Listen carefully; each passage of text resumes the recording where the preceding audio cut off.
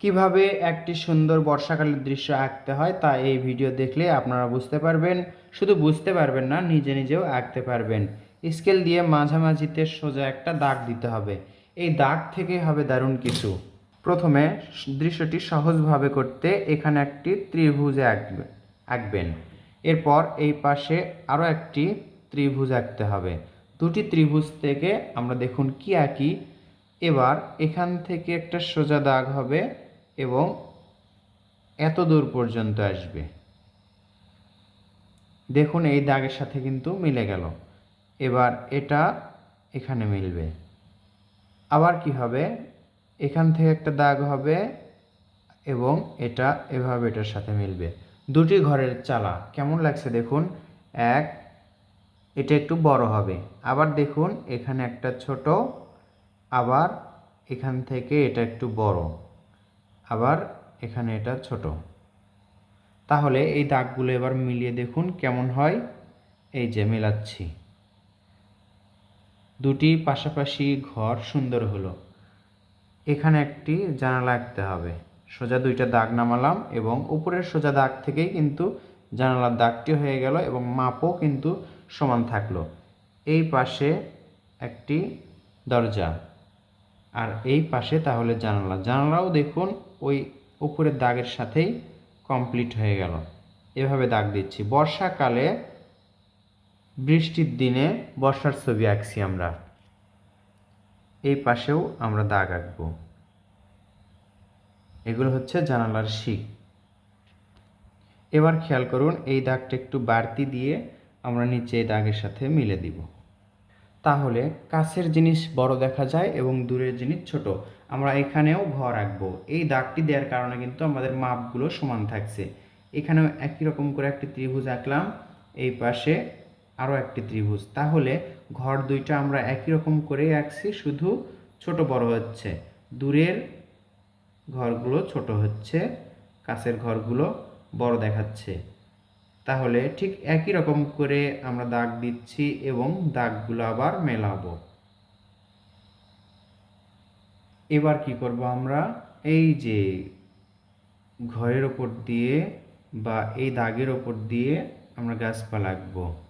এই গাছপালাগুলো সুন্দর দেখায়, রং করার পর পরিষ্কার বোঝা যায়। এত দূর পর্যন্ত আমরা নিয়ে আসলাম। এবার কি করব, এটার উপরে গাছ আঁকবো। এখানে একটি ভি লেটার আঁকলাম, এটার উপরে আবার একটা ভি, এটার উপরে আরও একটা ভি।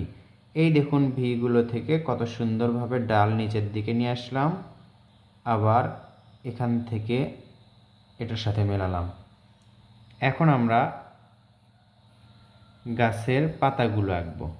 কত সুন্দর গাছ আঁকার কৌশলটি দেখালাম, আশা করছি আপনারাও আঁকতে পারবেন। এখান থেকে আমরা কি করব, মেঘ আঁকবো। মেঘ আঁকার আগে আমরা এখানে ডাল আঁকবো। এখান থেকে দেখুন এদিকে একটা ডাল, এবার এখান থেকে এদিকে একটা ডাল। এটা হচ্ছে কদম ফুলের ডাল। এগুলো থেকে পাতা আঁকতে হবে।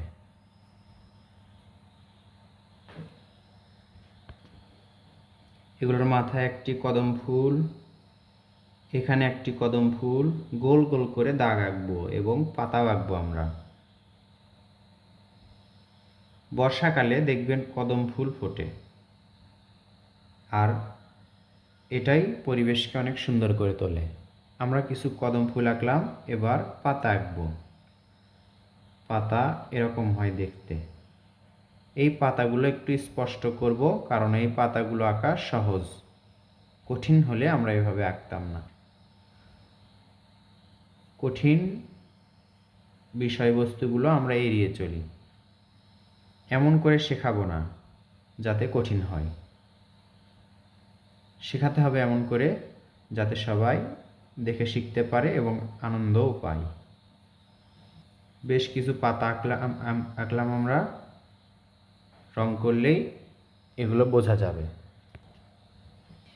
এবার আমরা এখান থেকে এভাবে দাগ দিব এবং এখান থেকে এভাবে দাগ দিব।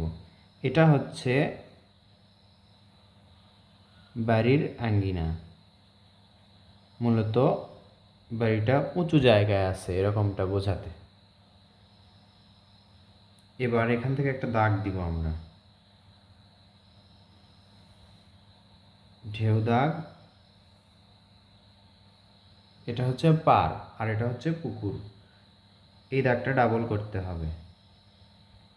এই দাগটাও ডাবল করার পর পুকুরে কিছু ফুল আঁকতে হবে।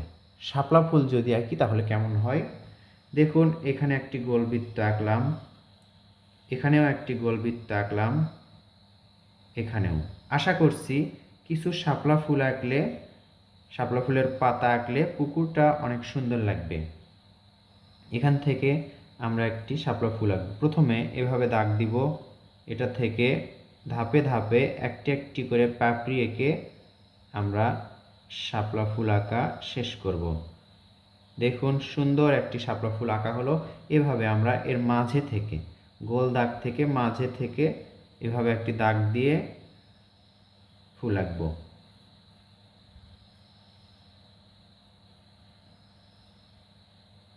শাপলা ফুল আঁকা অনেক সহজ, একদম কঠিন করে আঁকা যাবে না। বেশি বিষয়বস্তু বা বেশি কিছু আঁকলেই রং করা কঠিন হবে এবং দৃশ্য কঠিন হয়ে যাবে, তখন পরিপূর্ণতা আসবে না, ফিনিশিং আসবে না। দেখুন আমরা গাঢ় সবুজ রং নিয়েছি, কদম ফুলের পাতায় আমরা গাঢ় সবুজ রং করব। কদমের জায়গাটুকু ফাঁকা রাখব। সবগুলো কদম পাতায় শুরুতে সবুজ রং করে নিলাম। এরপর আমরা দেখুন এই যে আমরা শাপলা ফুলের পাতাতেও সবুজ রং করব, এর মাঝে দাগ দিব পরে। সহজভাবে আঁকুন, ছবি আঁকাকে সুন্দর করে তুলুন। কঠিন করলে আঁকতে মন চাইবে না। আবার দেখুন এই সবুজ রংটি আমাদের কোথায় কোথায় করতে হবে। এখান থেকে দেখুন এই পার থেকে এদিকে ছেড়ে দিব। দেখুন পার বরাবর সোজা আমরা দাগ দিয়ে নিয়েছি, এই পার থেকে এভাবে রংটি ছেড়ে দিব। প্যাস্টেল রং হোক হোক পেন্সিল রং, কোনো সমস্যা নেই, এভাবেই রং করবেন। এই রঙের সাথে আমরা আবার হালকা সবুজ রং মেলাবো। প্রথমে এই দাগটি দিয়ে নিব যেন নদীর মাঝে চলে না যায় বা পুকুরের মাঝে না চলে যায়। এখানে সবুজ করে এই সবুজ রঙের সাথে যদি হালকা সবুজ রং মেলাতে পারেন তাহলে বেশ দারুণ লাগবে। এবার আমরা তাহলে হালকা সবুজ রং হাতে নিলাম। হালকা সবুজ রং হাতে নিয়ে দেখুন এই যে এই ফাঁকা জায়গাগুলো পূরণ করে দিব। আমরা সহজেই রং করছি, যেটা দেখে আপনারা শিখতে পারবেন। একদম কঠিন করার চেষ্টা করব না, সরাসরি লাইভ ভিডিও আপনারা দেখছেন, কোনো রাবার ব্যবহার হয়নি বা কঠিন কিছু দেখানো হয়নি। রং এদিকেই করতে হবে, আমি যে দিকে করছি সেভাবেই করতে হবে, এদিক ওদিক রং করা যাবে না, পাতাল দিকেই রং করতে হবে, যে রং যেদিকে করতে হয়। এটা আমি ম্যাটাডোর আর্টিজা ব্রাশ সাইন পেন ব্যবহার করছি। আপনার হাতে যে রং আছে সে রঙেই আঁকতে পারবেন, রং করতে পারবেন। হালকা সবুজ রং গাঢ় সবুজ রঙের সাথে মিলে দিলাম। এবার দেখুন উপরে হালকা সবুজ রং করছি, আবারও এই হালকা সবুজ রংটি নিয়েই আমরা উপরে করছি, দূরের যে গাছপালা আছে সেগুলোর উপরে। এটাতে করার পর আমরা নিচে গাঢ় সবুজ রং করব। গাঢ় সবুজ রং করলে অনেক সুন্দর লাগবে দেখতে। দেখতে থাকুন শেষ পর্যন্ত, আশা করছি আপনার সময় বিফলে যাবে না। যারা ড্রয়িং শিখতে আগ্রহী তারা আমাদের ভিডিও দেখবেন। আশা করছি আপনারা শিখতে পারবেন ড্রয়িং, নতুন নতুন কৌশলও শিখতে পারবেন। আবার দেখুন এখানে এই গাছের মাথাতেও হালকা সবুজ রং করব এবং গাঢ় সবুজ রং এর সাথে মিলে দিব। যে কোনো রঙে, আমি বলেছি বারবার বলছি, প্যাস্টেল রঙে আপনারা রং করতে পারবেন, যেই কোম্পানিরই হোক। এই রং দেখছেন বলে এই রঙই করতে হবে এমন কোনো কথা না। আমার কাছ থেকে শুধু কৌশলটি শিখবেন। আশা করছি আমার কৌশলে আঁকবেন, আপনার জন্য সহজ হবে। ছবি আঁকার জন্য শিক্ষক লাগবে না, আপনি ভিডিও দেখবেন এবং এই ভিডিও যদি ভালো লাগে তাহলে তখনই আঁকতে বসবেন। আমিও সেভাবেই শিখেছি, যে দৃশ্য ভালো লাগতো সেই দৃশ্য আঁকতাম, বেশি বেশি গ্রামের দৃশ্য আঁকতাম। যখন গ্রামের দৃশ্য আঁকবেন, এটা পছন্দ করবেন, তখন আপনি অনেকগুলো বিষয়বস্তু বা সাবজেক্ট ড্রয়িং করতে পারবেন। এতে আপনি অনেক ড্রয়িং শিখে যাবেন। প্রথমে ছবি আঁকার আগ্রহ নিয়ে আসতে হবে, ধৈর্য নিয়ে বসতে হবে এবং চেষ্টা করতে হবে। একের পর এক ধাপে ধাপে কঠিন কিছু আঁকতে হবে, প্রথমে সহজ তারপর কঠিন। তাহলে সবুজ রং আমরা মিলে দিলাম। এবার বড় গাছের সাথে সবুজ রং আবার মিলে দিব।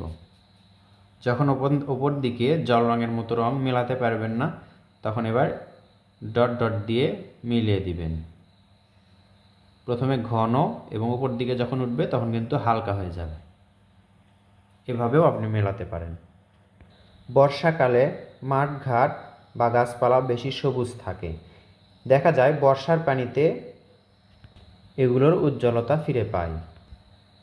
এরপর দেখুন আমরা নিলাম কমলা রং। কমলা রং নিয়ে মাঝে করলাম, কদম ফুলের মাঝে করছি কমলা রং, গোল করে দিচ্ছি। গোল করে দেওয়ার পর এই কমলা রঙের আর কোথায় কোথায় কাজ আছে সেখানে সেখানে করব। নিচে আমরা কমলা রং করছি, উপরে হলুদ রঙের জন্য ফাঁকা রাখলাম না, শুধু কমলা রঙই করলাম। এই পাশেও কমলা রং দিয়ে মিলে দিচ্ছি। আবার এখানে একটা ঘরে কমলা রং করব আমরা। কমলা রং দিয়ে ঘরের চালার রং করলে বেশি সুন্দর দেখায়, ফুটে ওঠে। এখানে একটি ঘরের চালাতে আমরা হালকা গোলাপি রং করছি। এই পাশে ঘরের চালাতে আমরা বেগুনি রং করছি, এটা হালকা বেগুনি, গাঢ় বেগুনি রং দিলেই খারাপ লাগবে।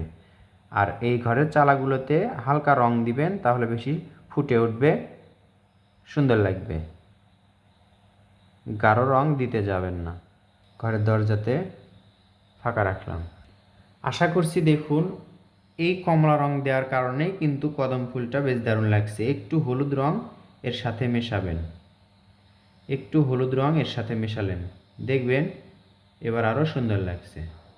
কদম ফুলের এরকম একটা একটা করে দাগ দেওয়ার প্রয়োজন নেই। আশা করছি আমি যেভাবে করলাম এটাই দূর থেকে পারফেক্ট কদম ফুলের মতোই মনে হবে।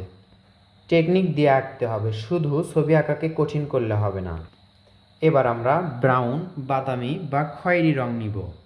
দেখুন সরাসরি ডালে করছি আমরা, মোটা তারপর আস্তে আস্তে চিকন, খুব সাবধানে রং করতে হবে। এই যে এগুলোতেও আমরা করছি। আবার দেখুন এখানেও আমরা রং করছি। চাইলে কদমের পাতা আরেকটু বেশি আঁকতে পারেন, আরও সুন্দর করে ডালগুলো এদিক ওদিক ছড়িয়ে দিতে পারেন। এবার সরাসরি খয়েরি রং বা বাদামি রংটা আমরা গাছের ডালে করছি। যদি হালকা বাদামি রং থাকে তাহলে গাছের ডালে সেটাই বেশি মানাবে। এখানে বেশি গাঢ় হয়ে যাচ্ছে বা ভিডিওতে কালচের মতো দেখা যাচ্ছে। এবার আমরা এই যে ঘরের দরজায় করব রং। সাবধানে করতে হবে, ছোট দাগ, বাইরে যাওয়ার সম্ভাবনা থাকবে। এরপর এভাবে দাগ দিতে হবে যেন একটা সাদা থাকে আর একটা কালো থাকে।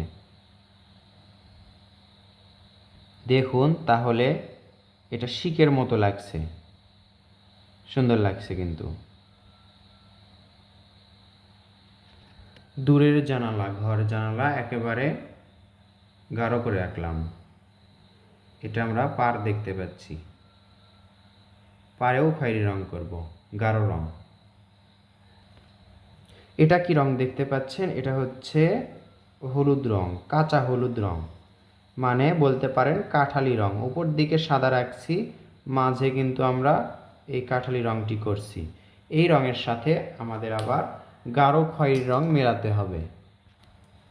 সাইন পেনের গাঢ় খয়েরি রং নেই, এজন্য আমরা প্যাস্টেল রঙেই এই রঙের সাথে মিলে দিচ্ছি গাঢ় খয়েরি রং। এটা হালকা খয়েরি প্যাস্টেল রং, এটা এটার সাথে মানাচ্ছে, মিশে যাচ্ছে। প্যাস্টেল রঙেই সুন্দর মেলানো যায়। ঘরের কালারগুলো সাদা রাখলেই বেশি সুন্দর লাগে, এটাই বেশি মানায় এবং দেখা যায় ভালো। আমরা বেশি রং করব না, ঘরের রং এভাবে সাদাই রাখব। এবার দেখুন আমি কি রং হাতে নিলাম, গোলাপি রং।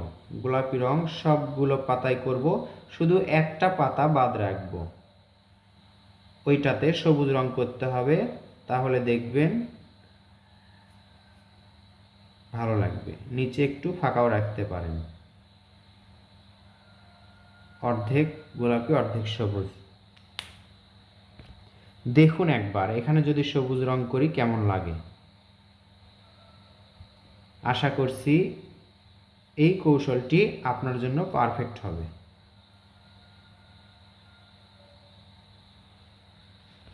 এবার নদীর পানিতে বা পুকুরের পানিতে রং করার পালা।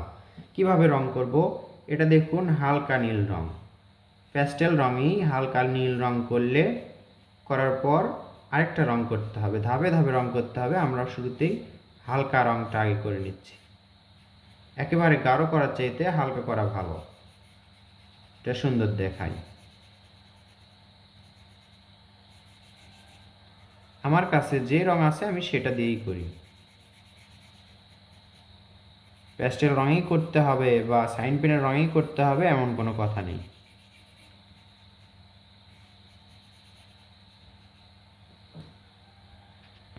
এভাবে হালকা রংটি করার পর গাঢ় রংটি হাতে নেবেন। এই যে দেখুন সাইন পেনের গাঢ় রংটি নিলাম এবং এই যে এই নিচে পাতার নিচে দিয়ে আমরা একটু বেশি করে রং করব।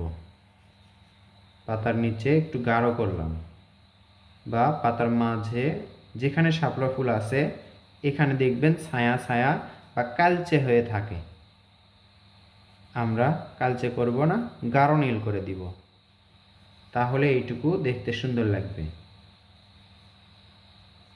এবার পার থেকে এভাবে দাগ পুকুরের দিকে দিব, পার থেকে এভাবে গাঢ় দাগ পুকুরের দিকে দিব, একটা ছোট একটা বড়, একটা ছোট একটা বড়। এবার সাইন পেন বা মার্কার পেন যেটাই হোক এভাবে ঢেউ ঢেউ করে শুধু নিচে আঁকবেন। আবার দেখুন ঢেউ ঢেউ করে শুধু নিচে, এটা খুব সহজ হবে। শাপলা ফুলের পাতার মাঝে দাগ দিতেই হবে এমন কোনো কথা নেই, আপনি চাইলে এভাবে দাগ দিতে পারেন। কিভাবে একটু দেখায় আপনাদেরকে, দেখুন এখান থেকে এই যে পেন্সিল দিয়ে হালকা দাগ, এভাবে দাগ দিলেই পাতাটা চমৎকার লাগবে। এই যে এখানে একটি কেন্দ্র ঠিক করে এদিক ওদিক দাগ দিতে হবে, সোজা দাগ। আশা করছি আপনাদেরকে বোঝাতে পারলাম। দাগগুলো আমরা গাঢ় করে দিলাম, এতে কিন্তু সুন্দর লাগছে। পুকুরেও হালকা করে সাইন পেন দিয়ে একটু দাগ আঁকলাম। এবার আমাদের আকাশে রং করার পালা। একটু সাবধানে করতে হবে যেন কদম ফুলের গাছের সাথে মিলে না যায়। হালকা করে করব যেন এটার মাঝে আরেকটি রং মেশানো যায়। এবার আমরা এই রঙের সাথে মেশাবো ছাই রং, কারণ মেঘলা আকাশ বোঝাতে হবে, সুন্দর আকাশ বোঝালে হবে না। নীলের সাথে এই রঙটি মেশাতে হবে, কদম গাছের এদিকে আসলে খারাপ হয়ে যাবে। পুরোটাতেই আমরা গাঢ় নীলের সাথে ছাই রঙটি মেশাবো, এতে আকাশটি মেঘলা মনে হবে।